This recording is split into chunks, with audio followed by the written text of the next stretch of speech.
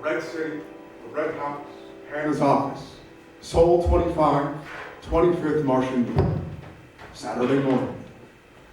Massachusetts General Hospital, Boston, 2022, old Earth years, night. Freeze in the Red City tableau, a dark stage with a small spotlight.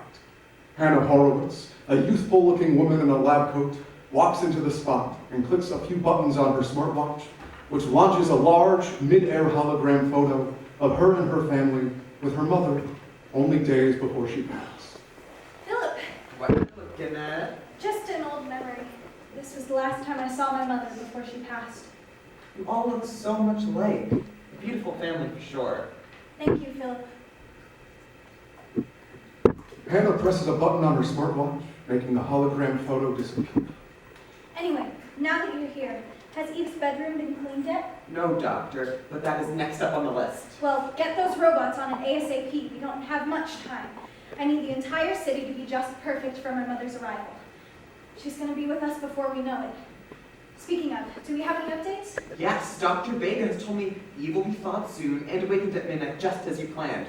Her body's in mint condition, and I am told that her brain is expected to function perfectly normally. Oh, thank gosh. Wow. I can't believe the day is finally here after all these years without her. So much has happened since her last day on Earth in the hospital. I can't help but be a little anxious about what she'll think. Knowing you, Hannah, it's going to go great. You have nothing to worry about. Now, I'll be off. I have lots of work to tend to. Goodbye, Philip. Philip exits. Hannah displays the photo in the air once more. We transition from the photo memory to reveal a diorama of a hospital room on Earth, 200 Earth years from the present. Dr. Eve Horowitz is hooked up to a hospital bed, holding her newborn baby, Noah Horowitz, in her arms.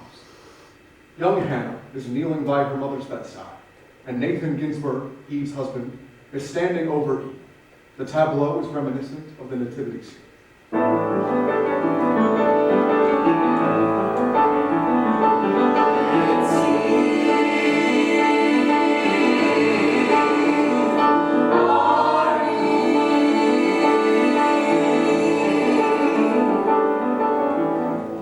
Starts crying. Nathan, would you please take Noah for me? I'm starting to get tired. Of course, darling. I'll bring her outside so you can get some sleep. Thank you. Nathan, holding baby Noah and with young Hannah, starts to head to the door to leave. Hannah, I have something I want to show you before you go. Come here. Young Hannah walks back to stand beside Eve in the hospital bed. Nathan exits and goes outside to be greeted by Dr. Harper, who just delivered Eve's newborn. Nathan. Dr. Harper, I was just about to come in to speak with your wife.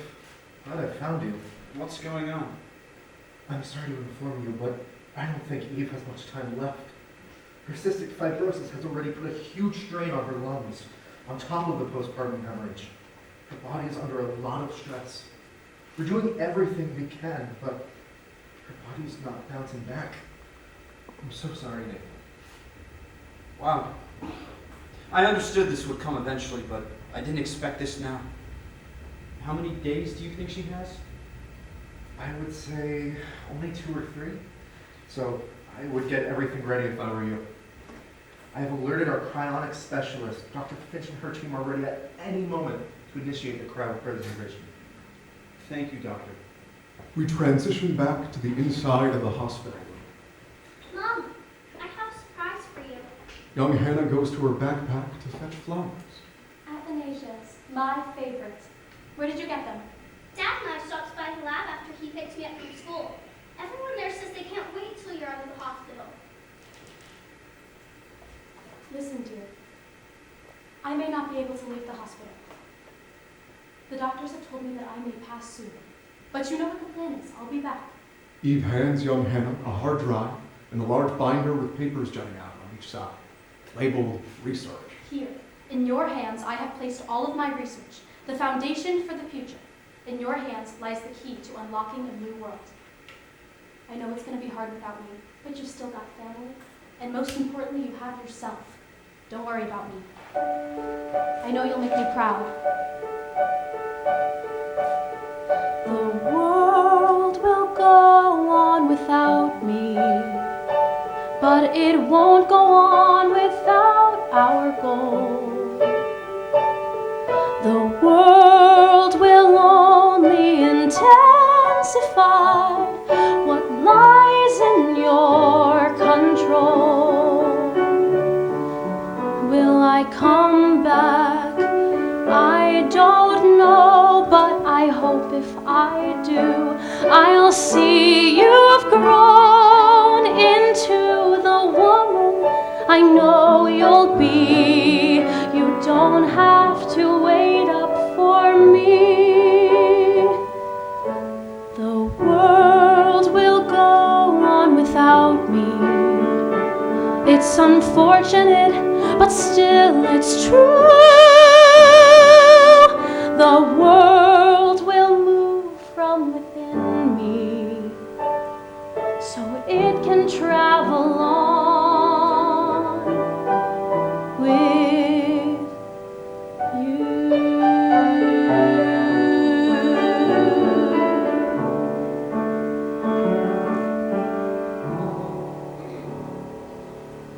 Nathan re-enters. Hannah, my dear, it's getting late. I think it's time to let your mother get some rest. Just one more minute, Dad. Please. All right. I'll wait outside. Hannah, it feels like yesterday you were just a baby like Noah. Take care of her for me, will you? I will, Mom. And I hope it won't be long till you get to see her again, too. You'll be back any day, and while you're gone, I'll find a way to assemble a future for you and I. The steady beep, beep, beep of the heart monitor fills the room. Suddenly, the rhythm falters. One last beep, then a long, unbroken tone. Eve dies. Mom? Mom? Dr. Finch and Dr. Harper rush in with their team to begin the cryopreservation process. Chaos ensues in the hospital. Nathan ushers in and grabs young Hannah. We begin to zip into the future while chronological news stories and headlines are projected and heard, all overlapping. Famous geneticist Eve Horowitz dies at 45 after cryogenic Earth declares Martian colonies. Red City citizenship. Dr. Eve Horowitz. Let's see. Dr. Eve Horowitz, scheduled for revival ceremony. Mother of the Red City returns. We transition to the Red City, Arcadia Plantitia, Mars, the Flame Broadcasting Room, Sol 25, 2222 in Earth years, Saturday night. It's time to wake up. It's time to wake up. It's time for Eve to be thought. So wake up, Martians and love. Our second coming of God. Greetings, Redlings. Welcome to the Flame. The time is 21 o'clock. It is a historic night. After 25 souls in the Red City, it is finally time to welcome back Dr. Eve Horowitz, the pioneering scientist and mother of the Overseer. Horowitz has been cryogenically frozen for a whopping 200 Earth years. She is said to be thawed by midnight and woken up in the morning for her first day back in society. Citizens all around the city have Eve's Martian orientation. We will be covering the story closely throughout today and tomorrow. Stay tuned into The Flame, where the red planet never cools. Could it be on the air, happening within our lifetime? Call your mom. Oh my god, wait until she sees her daughter's face. Hey! Then she can fix my liver. Honey, she's a doctor, not a lawyer. Can I get another round over here? Is it fake?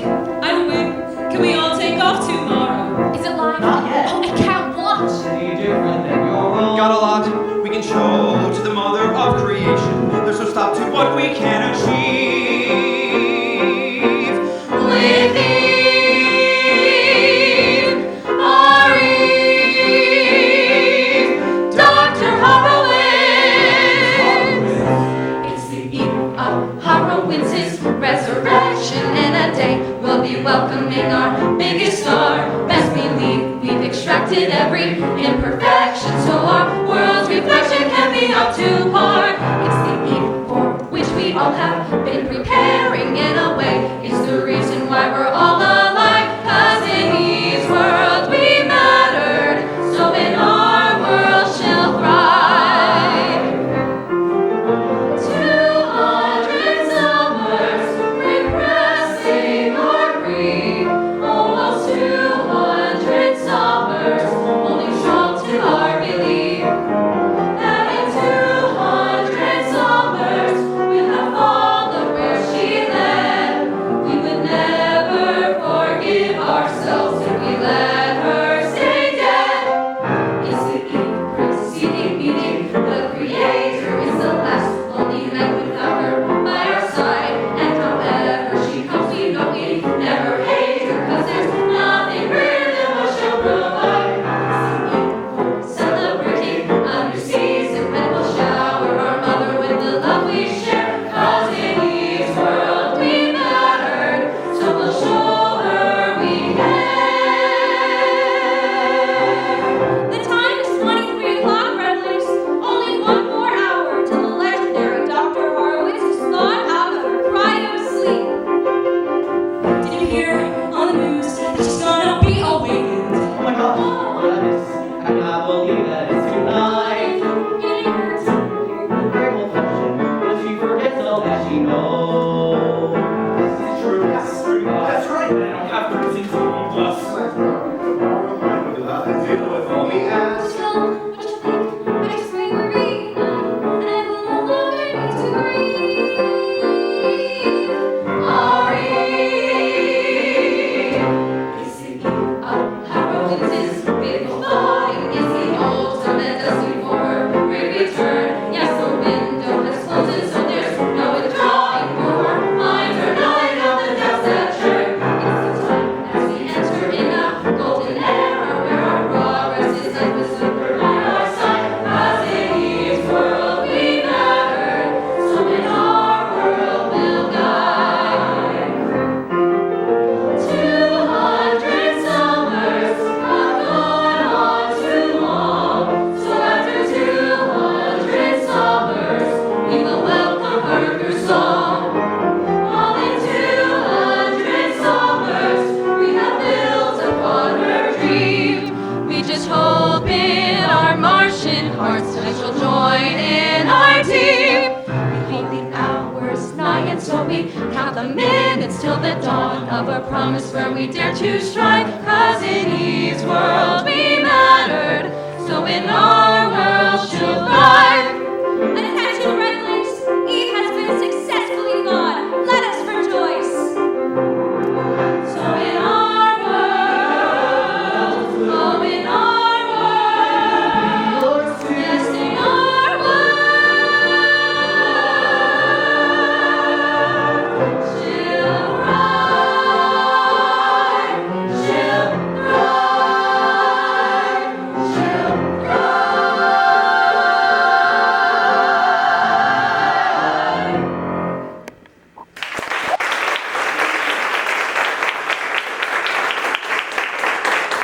Outside the hospital room, Can't believe it. It's really Dr. Eve Horowitz. Eve Horowitz. I know. Do you realize how lucky we are that we were chosen nurses to care for her? The first ones that will see her wake up? Inside the hospital, Eve slowly begins to wake up. A breath and a beat, a tingle in my feet, as blood starts flowing, and then a blazing light, revitalizing sight, the room is glowing, but what is going on? Who are these people I've never seen? Vega, get in here. Dr. Horowitz is woken up.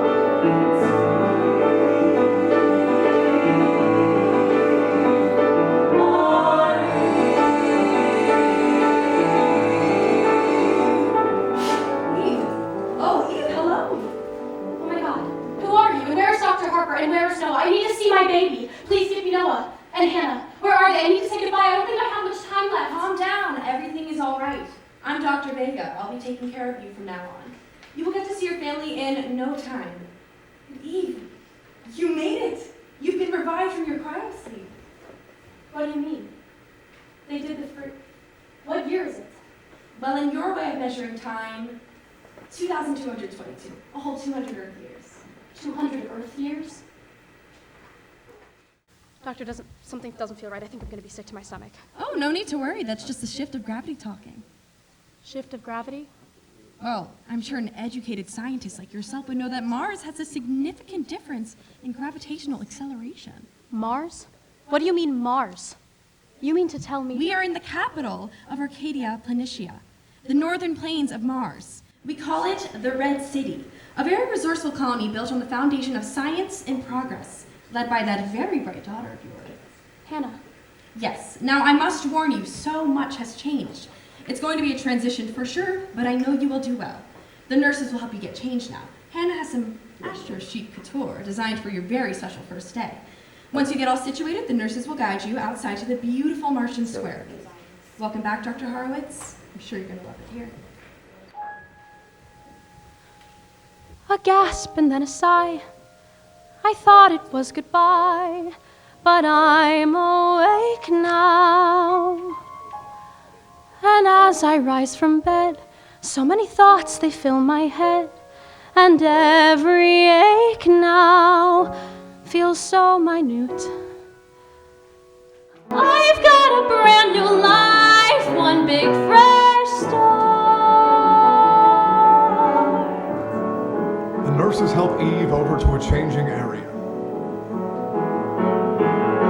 Breaking off the ice, shaking off the frost, back in my own body, one I thought was lost. Standing for the first time in forever, something deep inside me stirred, calling out to me to take my second chance. Eve is done changing and her iconic outfit is uncovered. Wow, no one has ever looked better coming right out of cryo-sleep. And you haven't aged a day. Go ahead. Take a look in the mirror.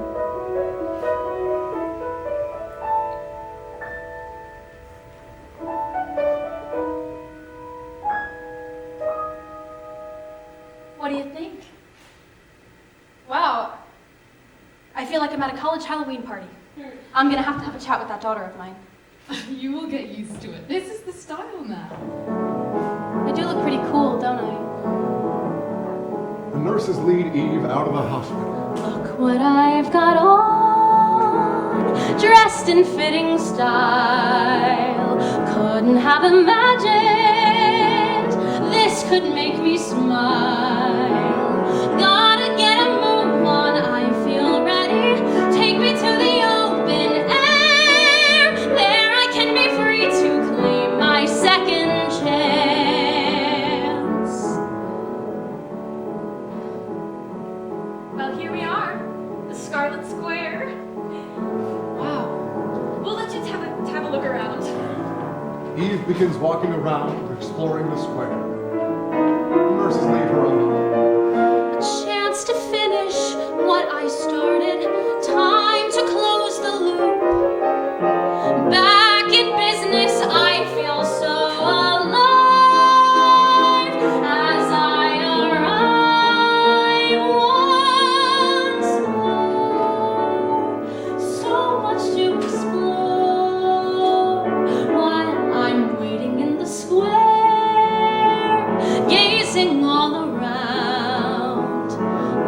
they have built here, see what they have found.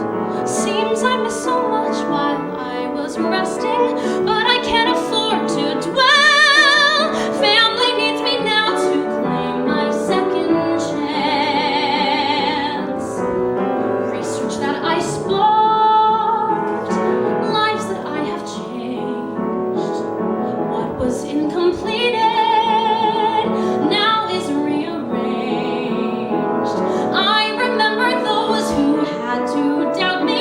Look who's got the last laugh now. Living once again, I'll seize my second chance.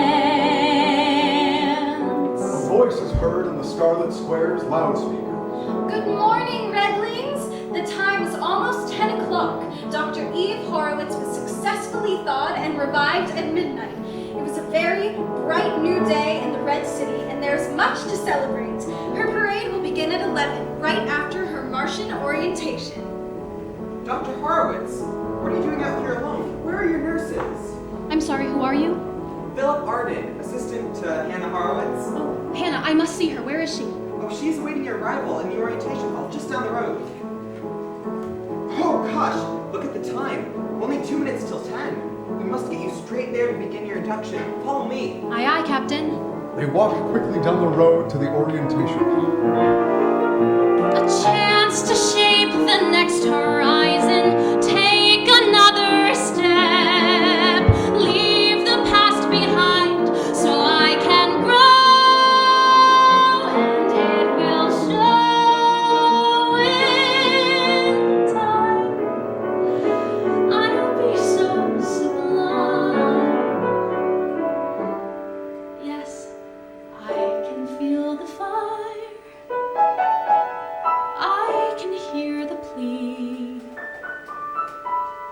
I can view the vision, one that's yet to be. Something in the way the ground holds steady, something in that scarlet sky. It's calling out, it's calling out, it's calling out for me to take my second chance.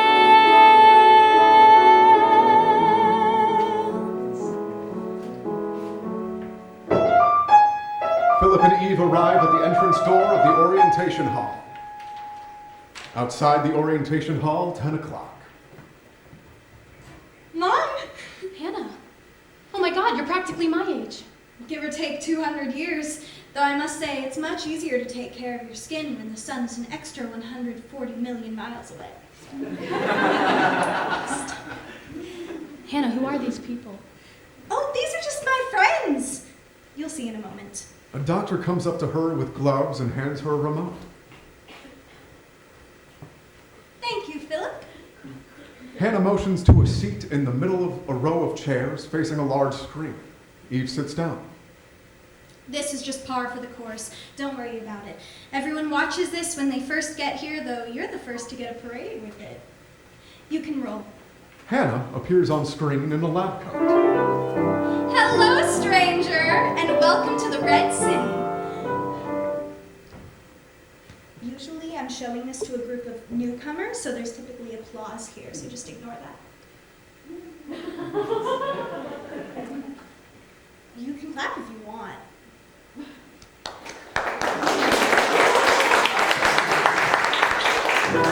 My name is Hannah Horowitz, and formally I am the founder and overseer of the Red City. But if overseer is too formal, I'd like to think of all of you as my friends. I can't believe you're seeing this. I remember writing this script with you in mind. I'll be quiet. I know you're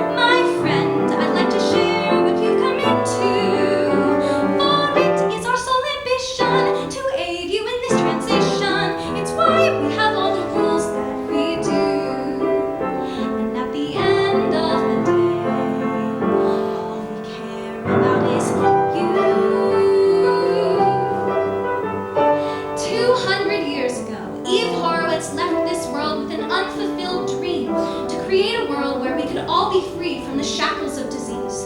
Think of the money that could be saved, the communities that could finally gather if we had a way to genetically revise the immune systems of those with cystic fibrosis and other genetic disorders.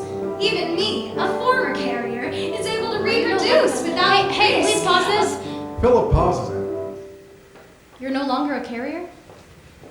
I was able to revise it. You mean you were able to edit? In the Red City, we have the ability to revise your genetic makeup in order to eradicate most genetic diseases in your lineage.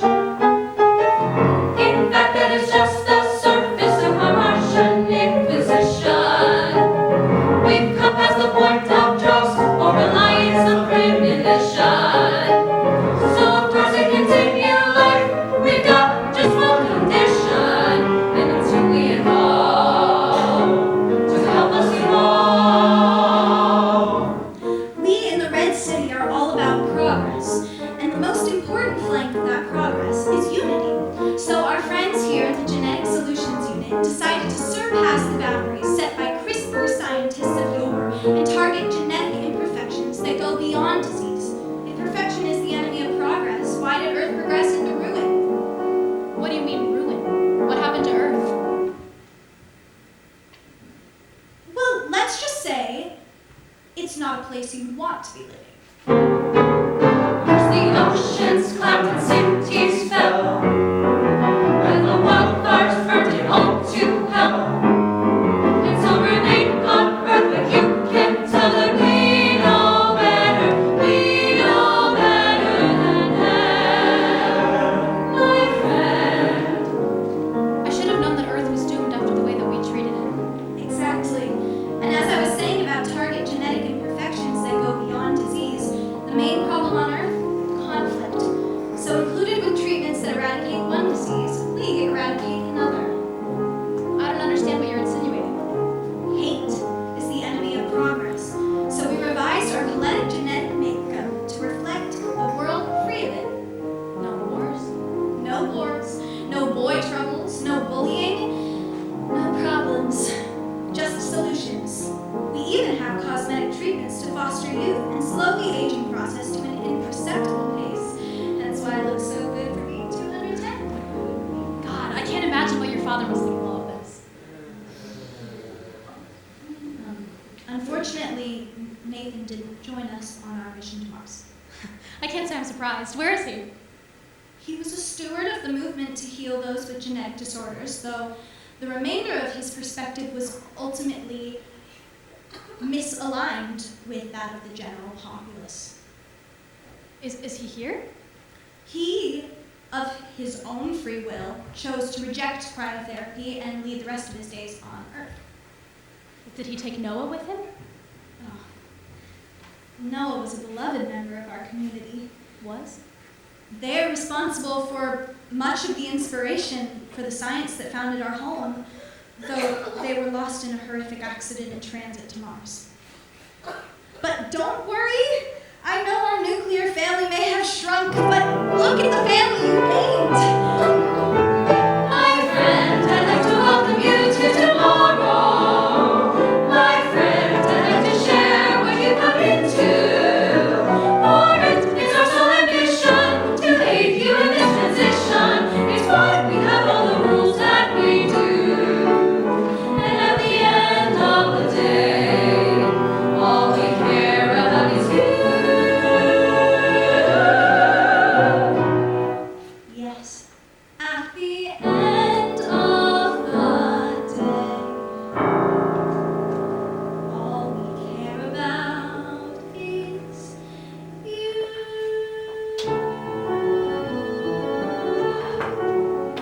Mom, there's one more important person I want you to meet. This is Dr. Cole.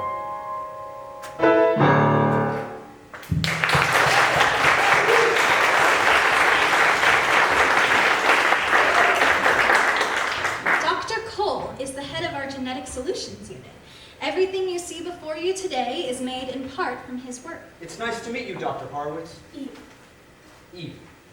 Before Dr. Cole goes, I should mention, with each cryogenically frozen individual, there is a measured period of time before your weakened immune system will catch up to you in this climate. So, If I choose to undergo the treatment. You will have 7 days. Huh. Well, I'll leave you two to each other. Much to do, much to oversee. But hey, let me clear time later for you. She snaps to Philip. He rushes over with a towel. Oh, Philip? Also, give me an hour with Mom on Friday. I want to make sure I show her the garden. I can show her around the labs this afternoon. Wonderful. Hannah grabs Eve's hand. This world was made for you, Mom. I'm certain you will find a restful and productive home here. Let the parade commence! The scene changes. Only have 7 days to think if it really pays. Live in perfection with no more objection. You only have 7 days. The Red House, Eve's bedroom, Sunday early afternoon. Hannah is giving Eve a tour of the Red House, where she lives and Eve will stay. Dr. Cole and Philip also live in the Red House, amongst other important government officials.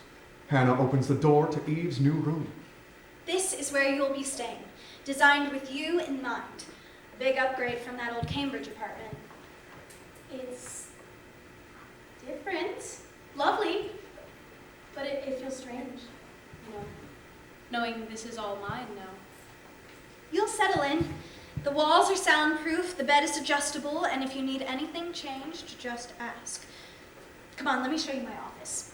They exit, light shift, as they enter Hannah's office, filled with futuristic machinery and neat as can be. Well, here we are. It's strange seeing you like this. I mean, a full-grown adult. Well, I did have quite a lot of time to grow up. You missed quite a bit. But you're here now. And I want to show you something. You'll like this. Hannah gestures to the desk, activating the holo display. She swipes through the display and brings up a visualization device. This reads your memories, processes them into a form we can see together. Want to try? Are you serious? Very. Just focus on something. The first thing you can think of. Eve hesitates, then exhales, placing her hands lightly on the interface. The lights dim as the projection begins. Flashback, Greenwich Village, Eve's childhood apartment, 1987. A memory with Eve's mother, Marilyn, from many years ago, 1987, when Eve was just 10 years old. Grandma! Wow, I must have been in elementary school here. Yes, I remember this. I had a big science history test, and I, of course, wanted to be the teacher's pet, and Grandma was helping me study. Oh my God, I was so nervous. The test is tomorrow. I might need to borrow a textbook or maybe a brain. If I could just have 1 more minute to spin it, then maybe this school could retain the knowledge that's needed to get into college and grow up to show up and prove that I'm not insane.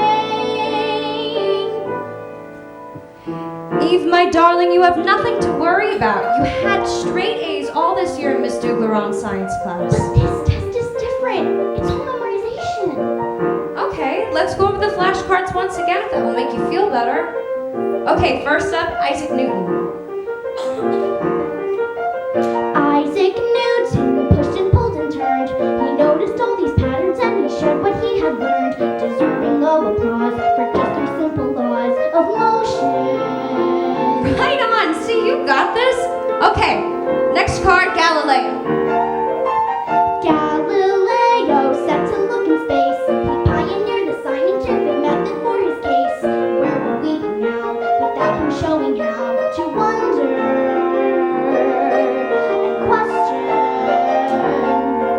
Then Charles Darwin sparked a great debate, challenging divine design. He set the record straight.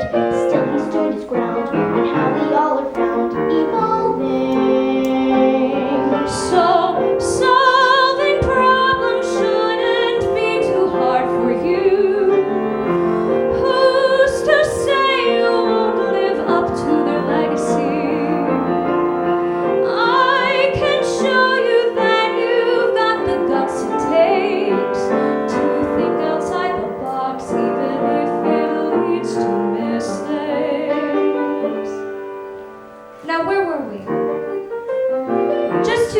left, it seems. Albert Einstein. Albert Einstein focused on the thought, exploring space and time in ways that never have been taught. He knew how to excel because of all that relativity. Friedrich Miescher. Friedrich Miescher studied cells all day, discovering the nucleus we now call DNA. The foundations that he set are ones we can't forget or downplay. So say I study hard and get a nice degree. That doesn't mean I'm guaranteed to discover much. What if I don't turn out just the way you planned?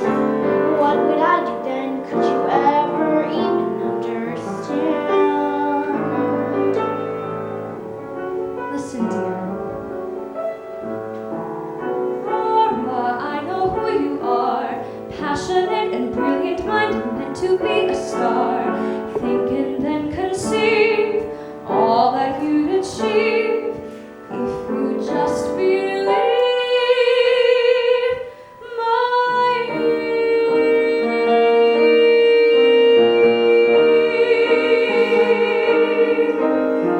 coming on right ahead, standing by. Something new, let it through, and don't deny a better place to embrace once it meets your eye. See that world, its dapper days, stunning sights, see it glows. The magic plane sounds insane, but who knows? If you just try, you'll uncover why when you watch how it grows. See that world, bring it to life. See that world, bring it to life. It sure won't be easy, it's bound to take work. It may take a lifetime to sort out each quirk. But I know the story, 'cause once I was you. So trust that you're worthy and know that it's true. On the side of the stage, the 2022 hospital scene from the beginning of the story returns with Eve on her deathbed. The future's near, coming soon, not so far. All the plans are in your hands to drive the car or take the flight, though it might seem a bit bizarre. See that world, bring it to life. And now we're here standing tall in the light. And as we found, you made me proud. Oh, what a sight! Bells will chime, 'cause now it's time that family reunite. 'Cause you saw this world, brought it to life. Saw this world, saw your world, all of the crazy world, this brand new world, as it's come to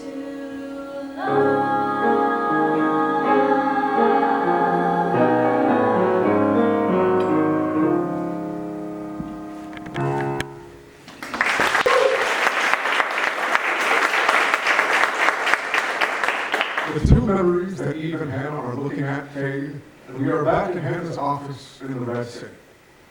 You know, I'm more like you than I even realized. Hannah, I'm so proud of you. All that you've done while I was asleep.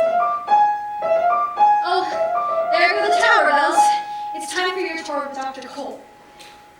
He sure is handsome, don't you think? Not my cup of tea. Oh! Before we go, here's your personal tablet. Your genetic procedure contract is on there for you to look over. Right. Take your time with it, but remember, 7 days. And the sooner you decide, better. The scene changes. Eve looks at the contract, conflicted.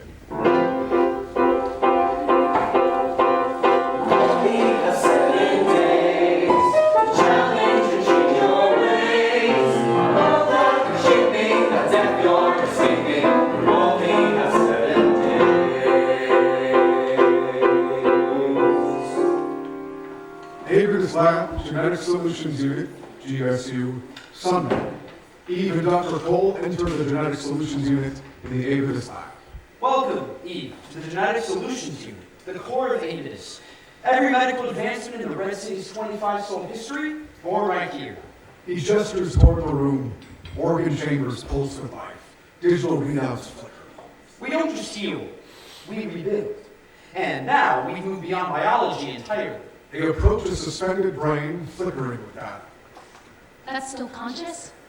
Thought, memory, identity fully preserved. The mind free from the body. Footsteps approach. A woman in a lab coat enters. Nothing says progress like a sentient brain in a jar, huh? Dr. Avery Reynolds, our lead in neuroregeneration and consciousness stabilization. Dr. Horowitz, it's so nice to finally meet you. I've heard so much. It's nice to meet you as well. How are you feeling? Well, this is more than I expected. It usually is. Just wait until it starts expecting things from you. Dr. Reynolds turns and exits just as suddenly as she appeared. Eve watches her go. Dr. Cole places a hand on Eve's shoulder. It's a lot. I know, but don't worry. It'll feel like home in no time. I hope so. This really is something. Do you ever think it's gone too far? I mean, the agreeability treatments I have to sign on to and such. When does it end? It doesn't. That's the beauty of it. Progress isn't a finish line, Eve. It's motion. Surely you know that. It's forward, always. Now let's proceed with the tour. They continue walking through the lab and into a hallway. And just ahead is our neuro mapping, wing restricted access, for now, and to the left, the restroom. Oh, finally. I've been meaning to find one. She heads to the restroom. The moment she closes the door behind her, Hannah enters into the hallway. She scans the area before locking eyes with Dr. Cole. I assume you're making progress? She's intrigued. It's a start. You don't have time for a start. She's cautious, not resistant. You expected her to jump into a genetic overhaul on day one? I expected you to be persuasive. You want my seat? You want control of all of this? Then do your part. When I step down, I need her in line. Committed. No loopholes, no reversals. And you're convinced that her falling in love with me is the fastest route? It's the only route. What? Getting cold feet?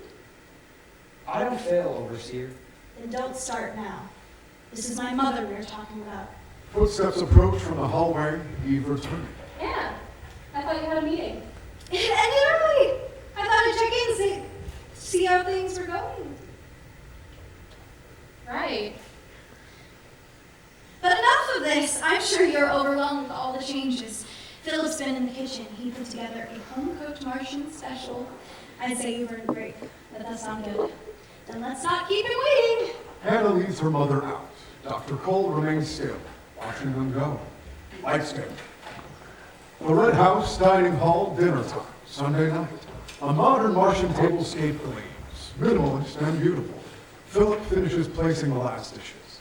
I told Philip to make something special tonight. Yes, this is a classic Martian comfort food, a red grain polenta, flesh-seared sunroots, and possible fruit glaze. Oh, Philip, you really outdid yourself. Well, I couldn't disappoint our guest on our first day trying our food. You two enjoy. I will be in the kitchen preparing dessert. I've got a caramel custard in the works. Thank you, Philip. Philip exits. So, what do you think? It's like dinner and a science fair exploded in one plate. Well, go ahead, try it. Okay. Wow. This is bizarre, but in the best way. The polenta is delicious. So, how was the first day? Be honest. Overwhelming. Fascinating. And a bit surreal. I can't believe how far things have come and how quickly I've fallen behind. You're not behind. Just paused. We're gonna get you caught up in no time. That's what tomorrow's for. Tomorrow? Mm-hmm. Dr. Cole will begin your training for the Martian Scientific Equivalency Exam, MSEE for short. It's the standard now. Anyone working in Red City Science, especially at the GSU, needs to pass it. There's an exam? Well, yes. You've been out of the field for 200 Earth years. It's just to make sure you're calibrated to the current framework, methodologies, technologies, ethical standards. And by ethical standards, you mean personality upgrades? I mean the agreeability enhancements, yes. You've already seen them listed in the scientific continuous package. I just wanted to walk through it again, make sure there were no surprises. I wouldn't call genetic compliance treatments a non-surprise. Mom, don't think of it that way. The enhancements aren't about compliance, they're about cohesion, harmony in our collaborative environments. Science thrives on unity. Science thrives on challenge, on debate. You know that. I do. But debate doesn't mean hostility. In Red City, we've removed aggression, not disagreement. You'll still have your thoughts, your voice, just with a smoother interface. A smoother interface? I'm not ready to sign anything yet, dear. I need time to read through everything again. Fully. Carefully. Of course. You have 7 days. I'm just eager to get you started. You came all this way. Why not lean in? Because I'm not sure I want to become what you've all become. And honestly, I'm not sure I could even if I tried. You can. That's why Dr. Cole's starting with you tomorrow. He'll walk you through the exam prep step by step. You'll see that it's not a test of conformity, it's a gateway. Once you pass, the lab is yours. And if I don't? Let's not worry about that. It's strange, sitting here, at your table, in a world I didn't build. I keep thinking I woke up in someone else's life. You didn't. You woke up in yours. Just stretched forward. You gave me this dream, Mom. You started it. All I did was finish it. Eve looks down at the tablet near her plate. Contract glows faintly. Let's give it a chance. I'll walk you through the MSEE study modules if you want. Or let Dr. Cole. He's very patient. You're not subtle, you know. And you're not as skeptical as you pretend to be. All right. I'll start the training tomorrow, but I'm not signing it yet. Lights fade. Avidus Lab Genetic Solutions Unit, Monday morning. Dr. Cole escorts Eve into the lab, where a horde of doctors are working on extracting DNA samples. They give Eve a quasi-synchronized wave hello. Some are making great efforts to suppress their excitement. Everyone, this is Dr. Horowitz. Hello, Dr. Horowitz. Please, just Eve. Eve was just popping by to see what you all were working on. Two doctors, Dr. Grant and Dr. Singh, step forward, enrobing her in a lab coat and goggles.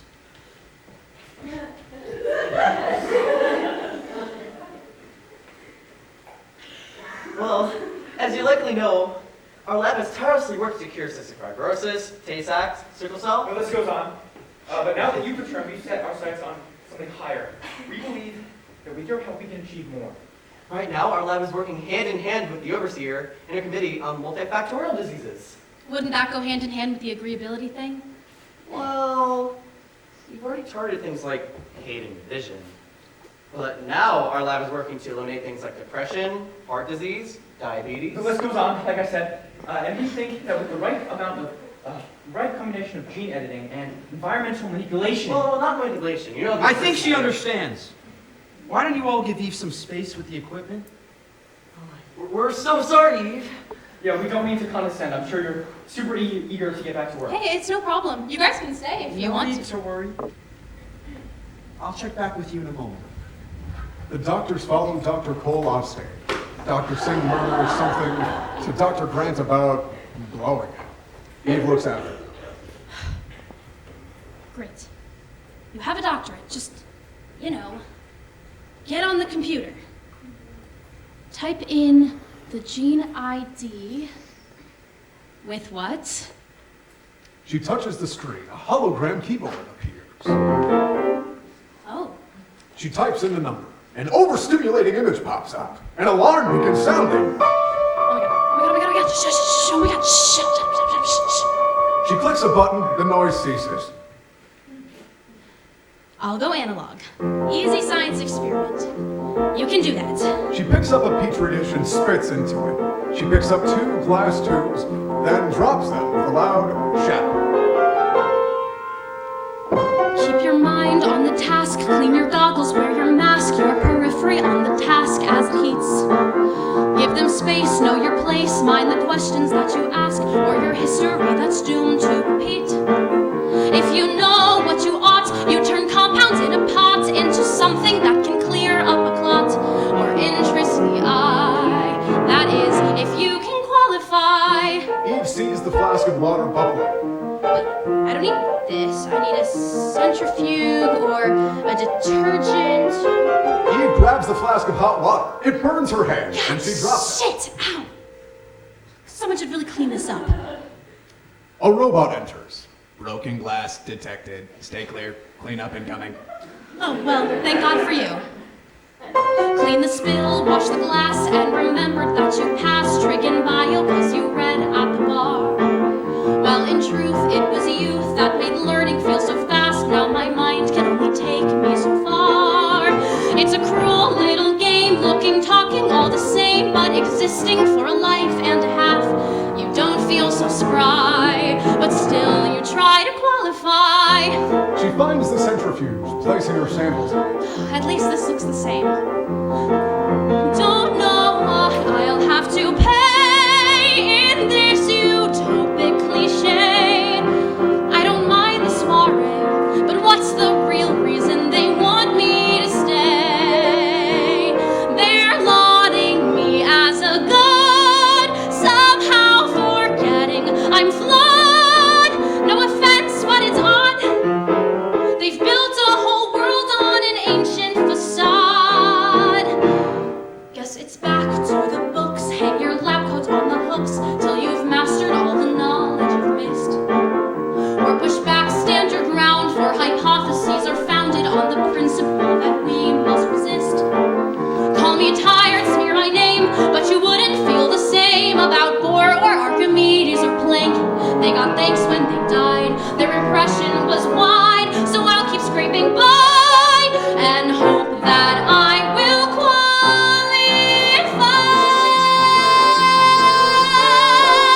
Eve trips over the cleaner robot as it knocks into her, and she takes a tumble to the floor.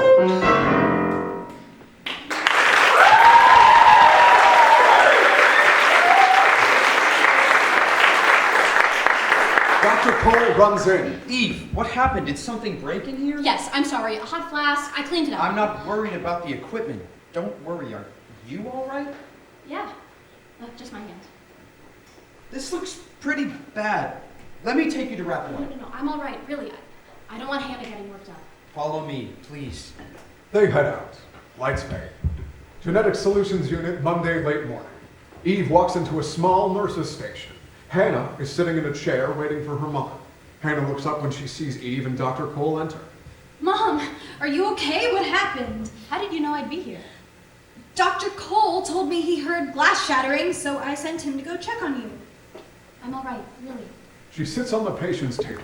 Hannah gets up to sit next to her. I just want to make this transition simple and painless for you, Mom. Don't worry about it. I've just got to get a handle on using the newer equipment. Well, no worries. Dr. Cole is going to make sure to guide you through everything carefully so you don't get hurt. Isn't that right, Dr. Cole? Of course. Now, I'll be off, but I will come and find you after my meeting. Hannah exits. Eve and Dr. Cole are alone. What's the deal with the floating desktops? Do you guys not use keyboards anymore? Oh, you're not in the system yet, but our technology department is in the process of making a hands-free artificial intelligence model guided by signals from your synapses. You've got just to get the treatments to be a part of the database. So those of us who are biding our time are shit out of luck? We have a touchscreen keyboard, but most people don't really question their treatments. I find that hard to believe. It's not that there wouldn't be skeptics if we pulled from a larger or different pool, but the population who had the opportunity to be cryogenically frozen and brought here have a certain affluence and, well... Yeah, rich people. Right. I just can't believe Hannah did all of this. She's an excellent leader. I just wish she wouldn't worry about me as much. Usually, it's the other way around. Hey, don't think I'm not worried about her too. Just an observation. Didn't mean anything by it. Don't you think she's in a bit over her head? To be fair, the last time you saw her, she was 10. You missed out on a lot. Maybe too much. I don't think so. And my husband, Nathan, I already miss him.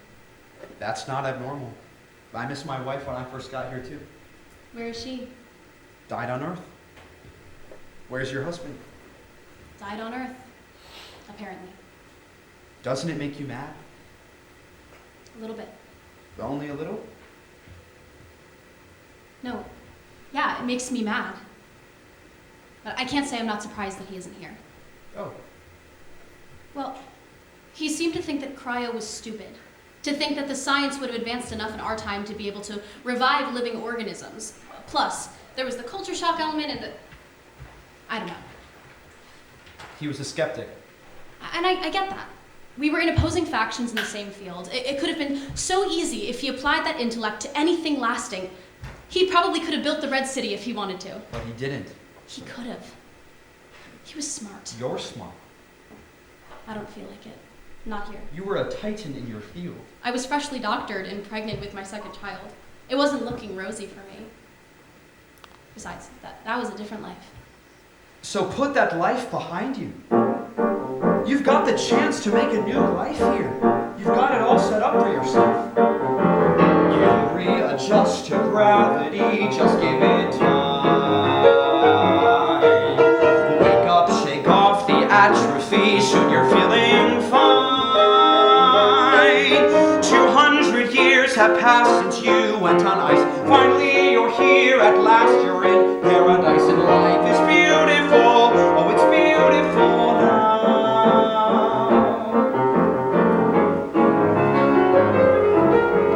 Before you slept, the folks you left couldn't agree. Here we've evolved, resolved the world animosity. Nothing to fight what slight inconveniences. Thanks to a treatment that's intravenous, all of life is beautiful. Life is beautiful now. Picture a city devoid of crime, where passers-by stop and smile.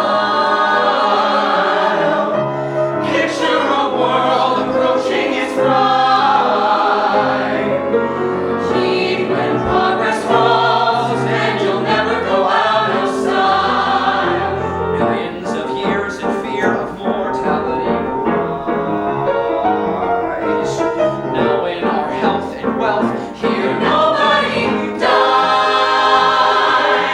Bring your disease, your allergies, we've a cure. Thanks to a treatment that's intravenous, all of life is beautiful. Life is beautiful now. Picture a life undisturbed by pain. No tribulations or trials. Picture a newer, better terrain.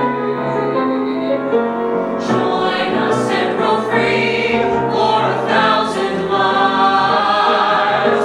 All of this time believing it's gonna come true. It couldn't be on Earth, so we all went somewhere new. What once was fatal now is just history. We close the case on Earth's greatest mystery. Life is beautiful. Yes, it's beautiful. Really beautiful. Oh, so beautiful. Life is beautiful. Beautiful. Now.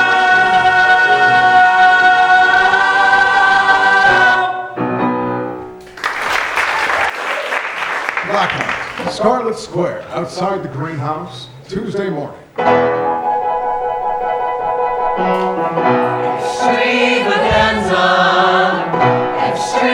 extravaganza, extravaganza, where the mother of Mars will live on. Hannah is wheeling a cart of various lab equipment and party supplies down a hallway in the GSU. She tapes a sign to the wall that reads, Eve Horowitz's Treatment Day Extravaganza, this Saturday in the Scarlet Square. Next to her, there's a door that reads, GSU Greenhouse, access card required. Taped to the door is a little piece of paper that reads, Keep out. Dr. Singh and Dr. Grant enter holding clipboards and chattering amongst themselves. They both have something to tell Hannah, but don't want to ask. Dr. Singh looks at Dr. Grant and taps his foot. You said you would go first. I said I would go first if you wiped down the counters after we closed up shop yesterday. I did! Really? Dr. Singh turns his clipboard around to reveal a piece of paper stained with dark liquid. Because I'm pretty sure this paper didn't iodize itself. Hannah notices the doctors. Hey! They turn around sheepishly. I'm not a cop, ladies. At least not in the traditional sense. Good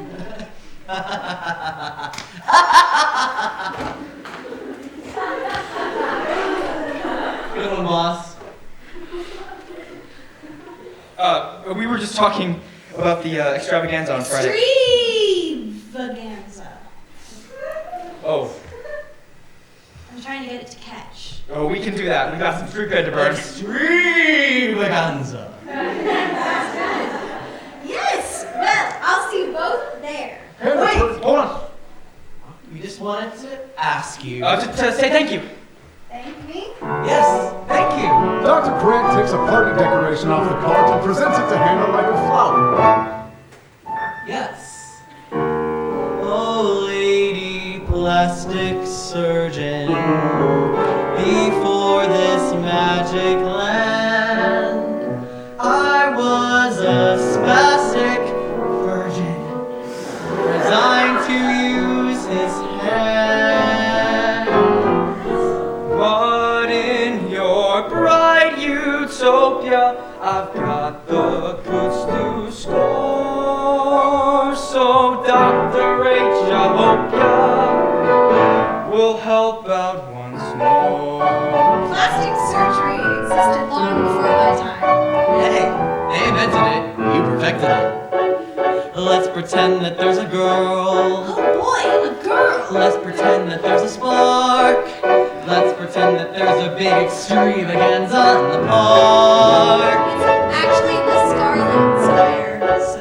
We are gathered in the square, with weather perfect for a kiss. But she pulls away and all her hopes and dreams have been dismissed. Pray tell, why is that? It's because we had no flowers. We had no bright bouquet of flowers. The grandest gesture when you're trying to woo and pursue an admirer. Flowers are there for the eager inquirer. Flowers, we need your favorite flowers.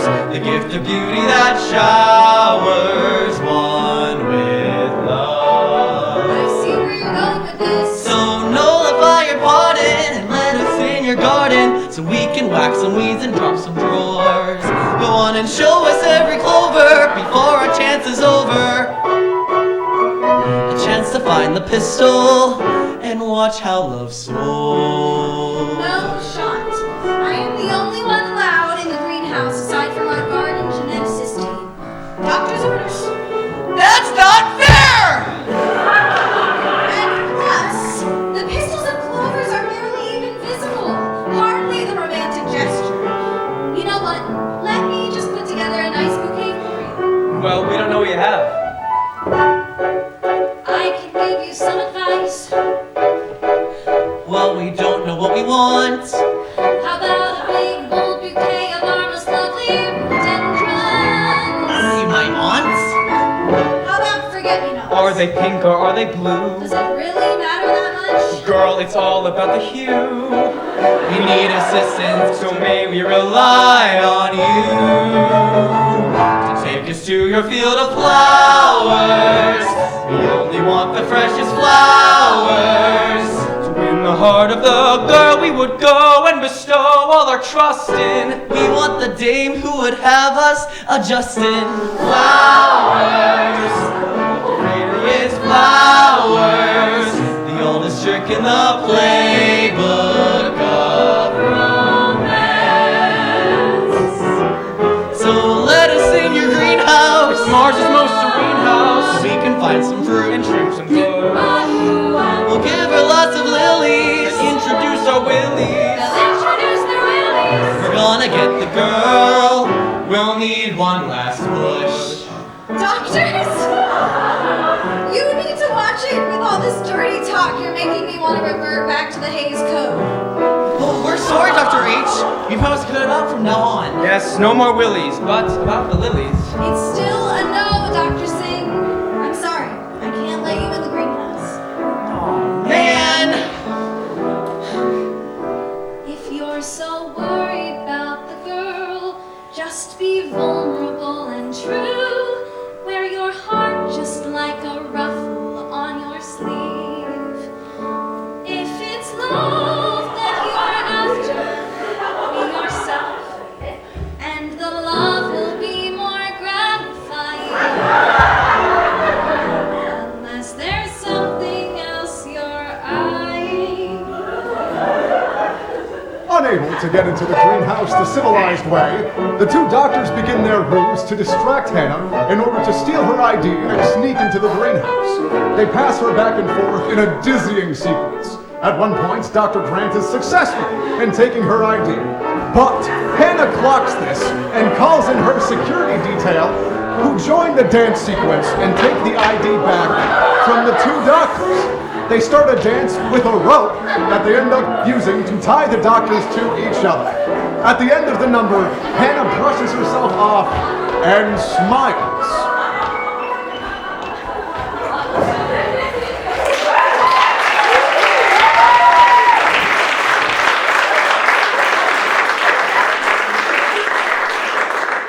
Avidus Lab Genetic Solutions Unit, Wednesday, late afternoon.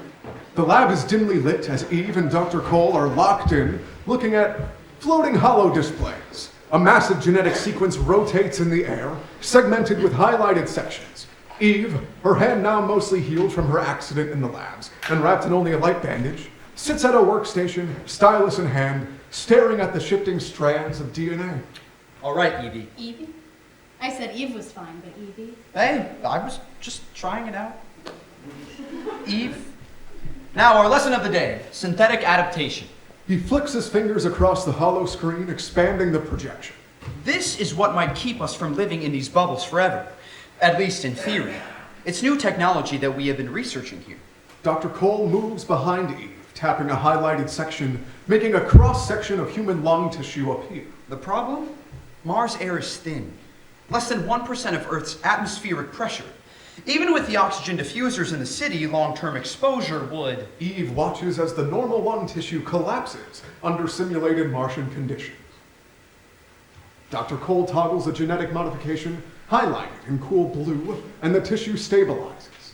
So this splice, what? It increases oxygen absorption? Exactly. It modifies hemoglobin structure to bind oxygen more efficiently. In theory, we keep making tweaks, and one day, we walk outside the Red City enclosure without a pressure chute. So in theory, you're turning us into, what, amphibians? Or are we going full mutant? I prefer Martian-optimized human. But if you're hoping for gills, you're gonna be disappointed. Eve gives him a look before playfully swiping across the hollow screen, toggling random genetic modifications. A simulation of a test subject appears, suddenly sprouting blue skin and webbed fingers. Well, now I'm disappointed. Here, let me show you. He reaches over, guiding her stylus to highlight a specific gene. This is the real deal. Try adjusting. Eve follows his guidance, tapping the screen. The simulation reacts. The lung tissue strengthens further, but something's off. The cellular decay rate on the side panel spikes in red. Wait, look at the degradation rate. Huh. That's new. Could be a mutation cascade. We fix one thing, we trigger something else. One change leading to another. You're really thinking about this, huh? Eve presses a button on the console. Her own genetic profile appears on the screen. Next to it, the recommended modifications for her survival on Mars. The differences glow in blue. If I go through with the treatments, am I even me anymore? You're still you, Eve. Unless you wake up one morning and start agreeing with everything I'd say, then I'd be concerned. All right. That's enough existential crisis for one day. You need a break before you start editing my genes out of spite. And you think I would have the authority to do that here? Well, technically, you are essentially the mother of this city. But you wouldn't want to change my DNA. Imagine a world where I'm less charming. Come on. Maybe you just need to take the night off from all this training. Your brain must be about to explode, and you've barely seen the city. And no true Martian has lived until they've survived a night at Ruby Reverie. The Ruby Reverie? Only the most popping nightclub in the Red City. A nightclub? You expect me to go drinking with a bunch of scientists? Oh, you'll have a blast. Trust me, and I was thinking, just the two of us could go out? The other GSU doctors are probably busy anyway. I don't know. Eve, you've been so serious since you got here. You deserve a little fun. All right. I guess you're right. But if this is some elaborate scheme to get me to like you... Oh, Eve. I don't need a scheme for that. Well, I guess we should get going then. Let me set this down. Eve goes to shut down the holo display, but she accidentally taps the wrong button, triggering a gravity recalibration protocol, meant for small-scale zero-gravity testing. Gravity drops to half strength. Objects in the lab, pens, data tablets, chairs, float slightly before settling. Eve and Dr. Cole also float momentarily. Is it just me? Or... Dr. Cole reaches to grab a test tube floating past him. Congrats. You broke gravity. Eve scrambles to fix it, but Dr. Cole resets it before her. Gravity snaps back to normal. Chairs and tables clatter loudly to the floor. Why do you let me touch things? We should go before I set something else off. They exit. Lights fade. The Red House, Eve's bedroom, a little later, around 19 o'clock. Eve stands in front of her mirror, adjusting an overly practical outfit. Dr. Cole steps into the doorway, pausing mid-step when he sees her. Oh, absolutely not. What? That's not nightclub material, I'm here to shut down the nightclub material. Sorry, I must have left my Martian nightclub couture in 2022. Hannah appears in the doorway. Oh, no. He's right. You look like you're about to deliver a keynote address on agricultural efficiency. I love how everyone is suddenly an expert in my wardrobe. Hannah begins flipping through Eve's closet. You're representing me out there. If you show up looking like a government official, they'll think I sent you to audit the place. Plus, this is your first time out in over 200 Earth years. You gotta make an impression. Hannah yanks a sleek, slightly bolder outfit from the closet. Now this is much better. Go, try it on. Fine. Eve heads to the bathroom to change. Do you ever stop micromanaging? No. A few moments later, Eve reemerges in the new outfit. Now that is nightclub approved. Well, off you two go. You sure you don't want to join? Oh, no. I wouldn't want to interrupt. Stop it. Make sure to behave yourselves. Keep light on the Astro Gin. Yes, Mom. Shall we? I'm gonna regret this, aren't I? Absolutely. They begin to walk out until Hannah gives Dr. Cole a look as if he has forgotten something. Oh, I almost forgot. Shooters of Crimson Rum. Oh, God. Let's do it. Ready? 3, 2, 1. They all drink. Lights fade. Ruby Reverie nightclub shortly after. The club pulses with deep crimson lighting, the air hazy with neon reflections. The club is packed, bodies dancing around and laughter spilling over conversations. Eve and Dr. Cole are sitting at the bar, tipsy, chatting with guests and having loads of fun. They are holding shots along with the others. 3, 2, 1. Everyone slams back their shots. Eve, however, hesitates, shaking her head slightly as she watches Dr. Cole down his drink effortlessly. He catches her hesitation. What? Tapping out already? Come on, Horowitz, you're a scientist. This is field research. I'm good. I don't want to get too drunk and make a fool out of myself. That's what they all say. Seriously, you remember what Hannah said? And remind me, is she your mother or are you hers? Well, maybe you're right. You're overthinking something. I can see I don't get it. it. Get what? This. Drinking, needing to escape. I mean, with all the advancements, medicine, tech, mental health, shouldn't people be better by now? You know, shouldn't we have evolved past needing to drown all of our problems in alcohol? Oh, Dr. Horowitz, if that were true, I'd be out of a job. Many years I have tended the bar, from old Earth to this city on Mars. Yes, I've served every drunk who was down in a funk, and I've learned something I must share. From each play and every war, we've needed every part to deal with our despair.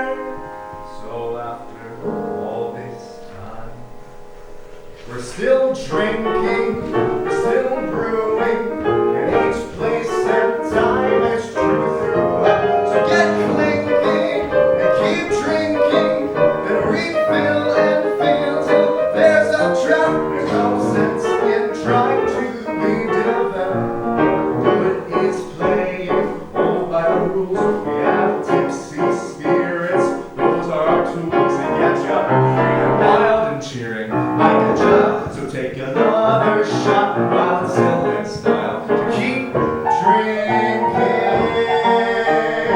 So that's it. That's the grand explanation. We just keep drinking because we always have. It's tradition! Humanity's oldest coping mechanism. What? You've never needed a little liquid courage? Well, sure. But in the old world. I never thought I'd need it in the future. Oh, and I'm starting to feel dizzy. Here you should take my hand. I'll guide you through the dance. You save me from the fall.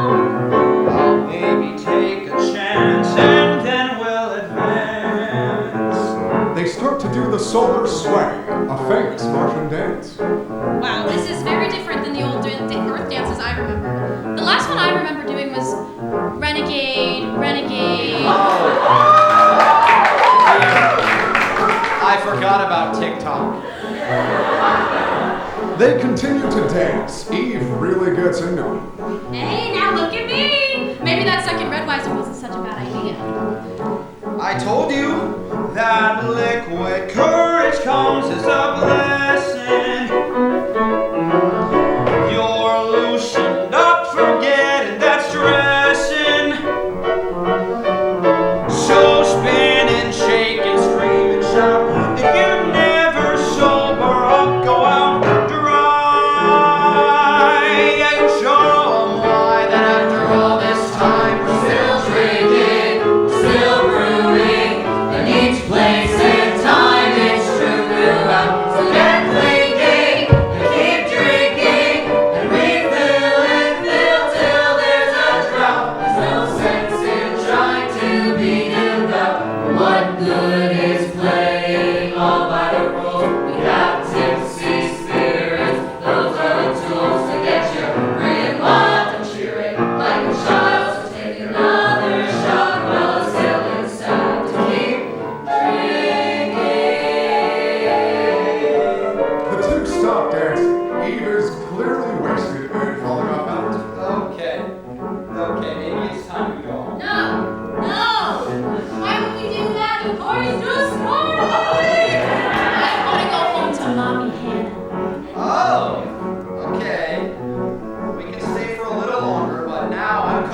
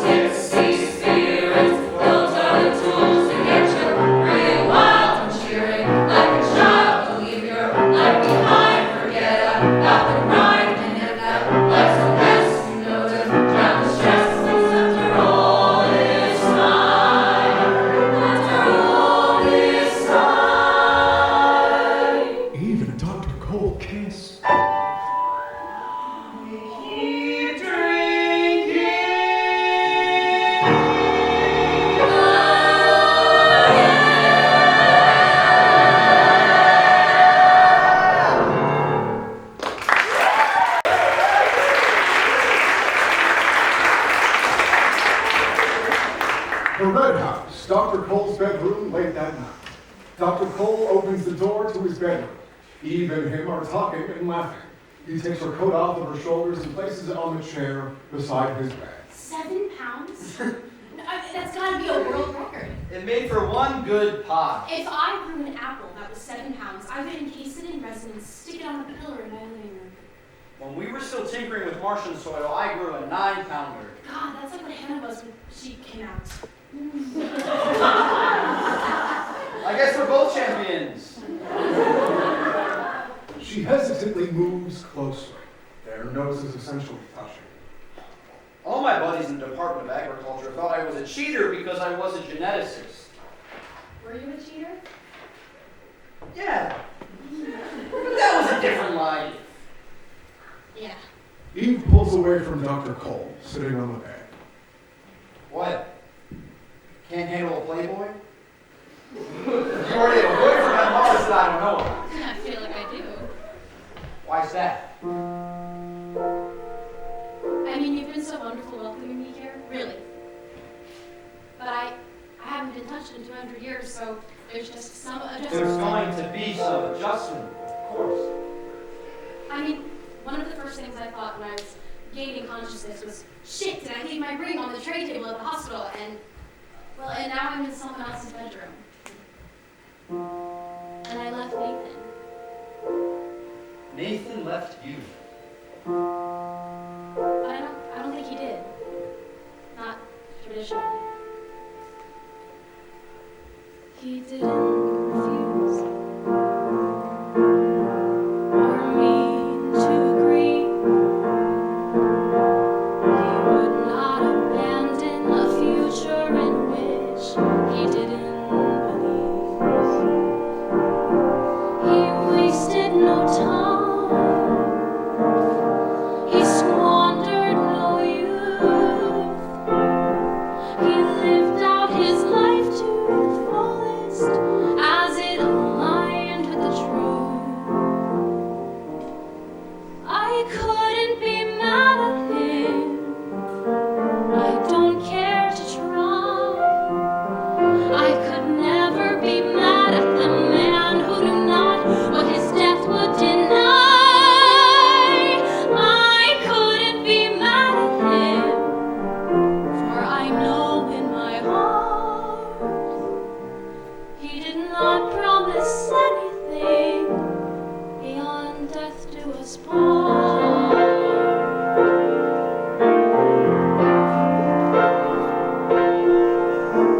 I didn't object or talk out of turn. I'd humbly accept his denial of my findings as chances to learn. I didn't act out or discreetly resign, for why should our love fall apart because our facts misaligned? I couldn't be mad at him. I don't care to fight. I can't get back the years with him now, so I dwell on who's wrong or who's right. I couldn't be mad at him, for I know in my head all the conflicts that nipped at our heels disappeared when they put me to bed. Dr. Cole opens a dresser drawer and pulls out a hospital gown. He dresses Eve in the gown and steps away as his bedroom transitions back into the barren hospital from the beginning of the show. In this flash, Eve feels a pang of pain in her side. Young Hannah enters, carrying a newborn Noah, holding her in a nearby chair. Dr. Cole then plays. Good news is, the nurse said that the baby looks healthy.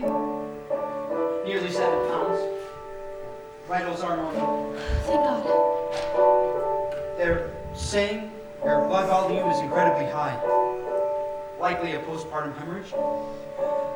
They can try something minimally invasive before moving to a laparoscopy. Get me on the phone with the Cryonics Institute. One thing at a time. They need to know I'm dying, Nathan. You're not dying. My body can't handle the PPH, Nathan. Having Hannah destroyed me, I knew that I should have. Hey, look No, at me. Hannah, It's going to be okay. I'm so sorry, Eve. We should have allowed ourselves to think more about termination. I know it might have hurt you just as much, but Well, I'll fix it in the next life. this is your body, Eve. You don't get another one. Thank you, Nathan. I appreciate the reminder. Now, please, can you just get me on the phone with the Cryonics Institute? Hey, I love you, but you can't be so naive. It's fine when we're in academic forums, but this... When I'm discoursing with you, what do you think I'm doing? I don't know what I have to do to make you understand that these are the things that I believe can and will happen, not just hypotheticals I'm conjuring up for some academic discussion. I think you're a brilliant mind, but I do not believe governing your present choices by future possibilities is any way to make decisions for yourself, let alone your children. I'm getting the doctor. We can't both be brilliant and right, Nathan. Every rule has its exception, which can grow into inceptions of new worlds, of new things, of new lives.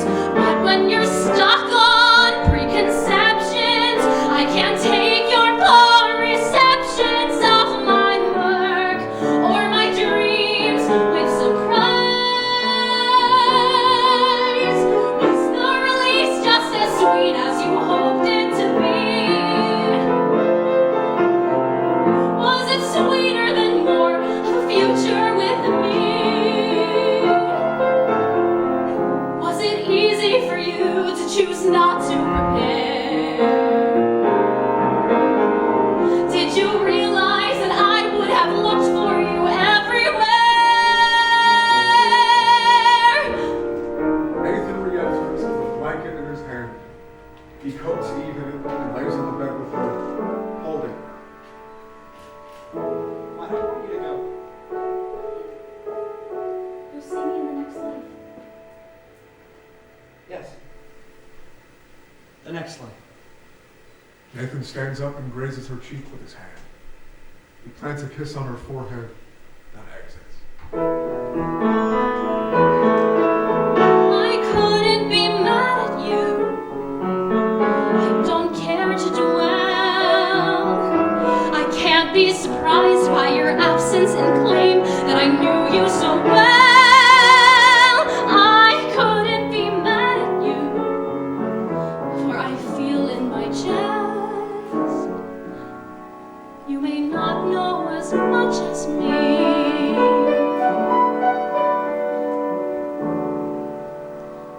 But you knew me the best.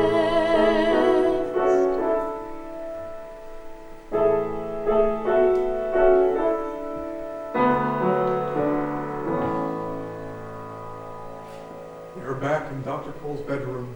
The lights come up around Eve and Dr. Cole. They embrace. Lights dim.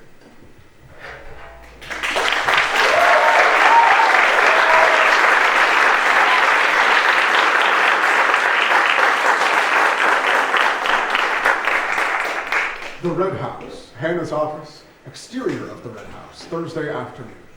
Hannah is working at her computer, typing away. We see her screen projected.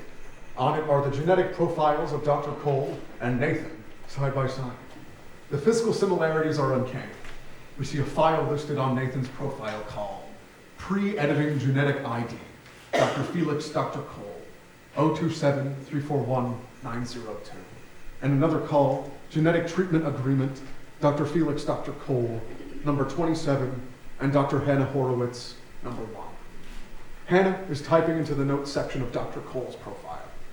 Suddenly, a piercing alarm goes off and red lights flash along with text on the walls, along with an automated voice message. Unauthorized movement detected. Outskirts, Sector 3. Oh gosh, not again. Hannah rushes out of her office, forgetting to shut down her computer. As she leaves, she pushes a button next to the door that silences the alarm. Moments later, Eve enters, looking for Hannah. Hannah? Eve searches the large office until realizing Hannah has left. She then notices the computer left open. Eve goes to sit down and check out what is on the screen. Nathan.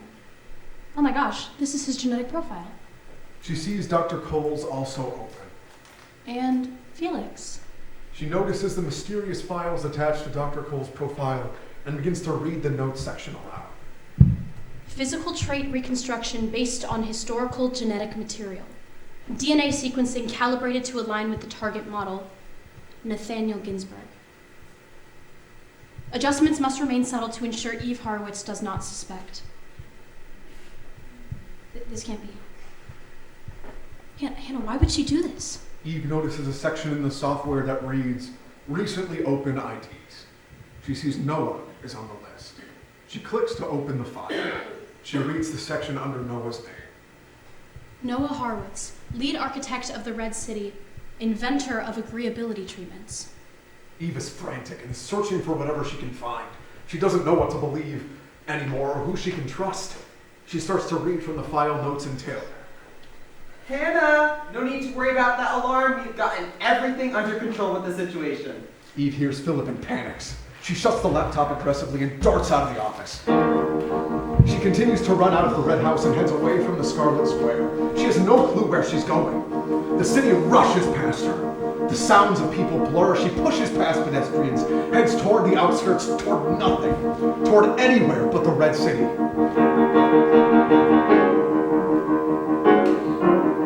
Who would have guessed that a piece of my flesh would misguide me? Who would have guessed that a piece of my flesh would betray? Who would have gathered the child I'd rather not call by her name could create a cadaver of baby number 2? What would her mother do? Who are your family ties when all your family dies? Or they industrialize the world you built? I'll ditch the Vanity Fair. I don't have family there. I'll find my sanity where I am clean of guilt. There's no future in this world I thought was mine. How could I just stay and stand by all the flaws in the design? So I'll flee into the haze. I will search for a new place with better ways. It might take a little time, but it's worth the fight. I could be free if I move on and flee tonight.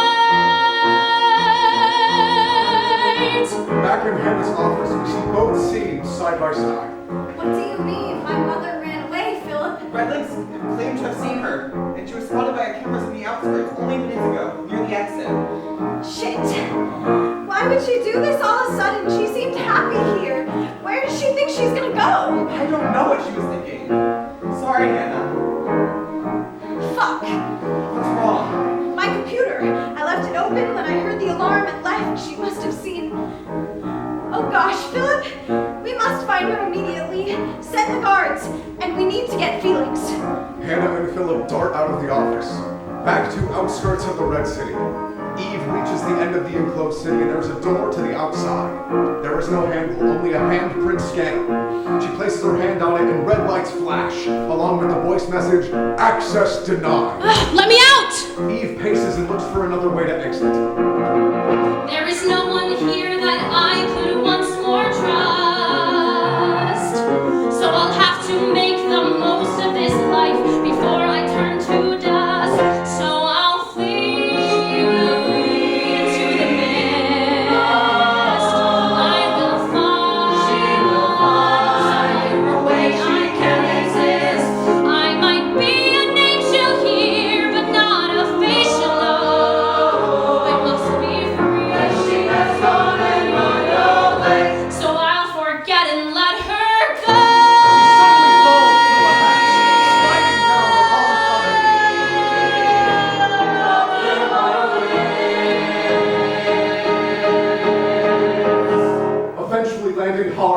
floor of a mysterious shack. The space is dimly lit by flickering monitors and scattered makeshift lights.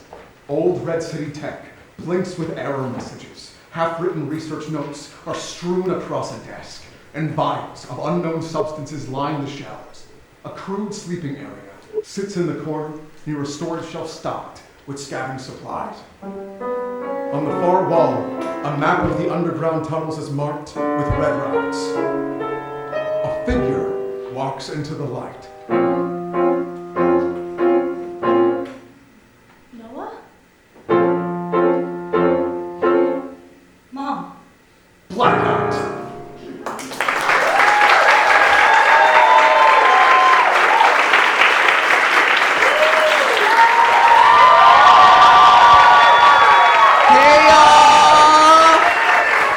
How are we doing tonight?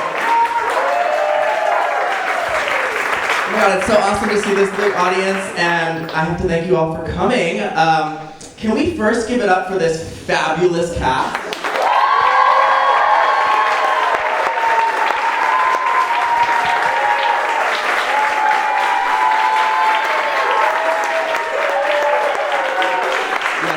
So grateful to them for the hard work and all the time they've put into this and dealing with all the changes and, you know, all the craziness of a staged reading and a new work.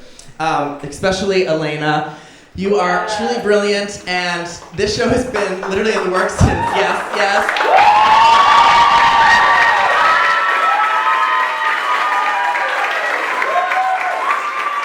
I'm obsessed with you.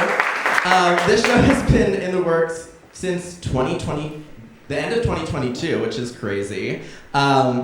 And it's been, you know, mostly on the page. So to see the life you bring to it is just wonderful. Also, Connor, thank you so much. Our narrator over here, Connor.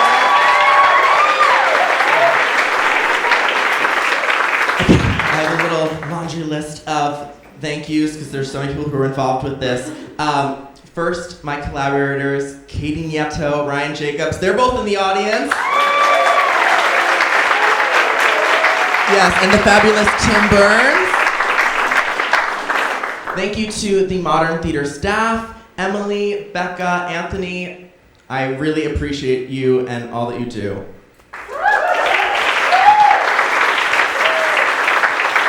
And a big thank you to all of our GoFundMe donors. We raised like $1,700, which is so awesome. And this really would not be possible without their support. And you can still donate if you want. There is a link because, you know, it costs a lot to do musical theater, as I'm learning. And yes. And we might have some things coming up that I'm not allowed to announce, even to some cast. So stay tuned. If you follow our Instagram, it's Athanasia_musical. It's also in your program. If you forgot to scan it, the QR codes are probably still outside. Awesome. A few other thank yous. Daniel Nolan, who did our artwork. Leo, who's on our video over here. And Jamili, who's doing our photography. Thank you so much. And a big thank you to my best friend, Charlene, because she has been helping with some of my marketing because, you know, I'm only one person, so I'm doing 500 things. And she is truly my Canva expert. So thank you, Charlene. Yes, we love Canva. Not sponsored by Canva. My Berkeley professors, Micah Wartofsky, Jerry Sykes, David Reifel, Eric Stern. I think all of them are here. I saw them all before. Thank you so much. So this is my final semester at Berkeley. And it has been a crazy, busy, wild ride, and I still haven't processed it yet. And specifically, those professors have really shaped my journey here and taught me so much. So I'm really grateful to you. I can't see all of you, so I'm trying to find you all in the audience. But stand up. Yes, especially Michael Wartofsky, because this show began, as I said, in 2022 in Musical Theater Writing 2, which is one of the classes at Berkeley. Go take it if you're at Berkeley. Little promo for the class. and it's crazy how far it's come and so much has changed and is probably still to be changed. And speaking of that, there is a feedback form on in the QR code, in the program, I should say.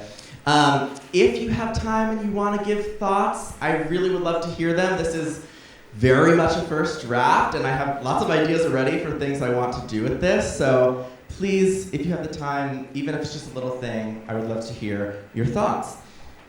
Another thing before I forget, we have a raffle. We're participating in a raffle that is going to be drawn at Berkeley's Curtain Up show, which is next Tuesday? Yes. I have so many dates in my calendar. I'm like, what day is that?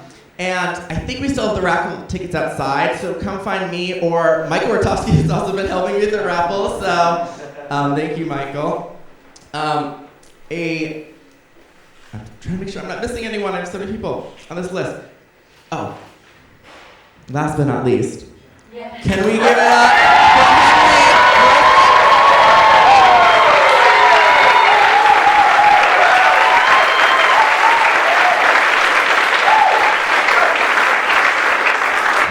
He is truly my partner in crime in this, and thank you for dealing with all my crazy. He's brilliant. He's been like improvising some stuff where we didn't have things and all of that. And this would not be possible without you. I literally, when we were planning this like a year ago, I was like, Henry has to be our music director because he's amazing. Literally not human. Yeah, I think that is all my thank yous. Thank you again for coming out. Remember the little feedback form. If you want to donate $5,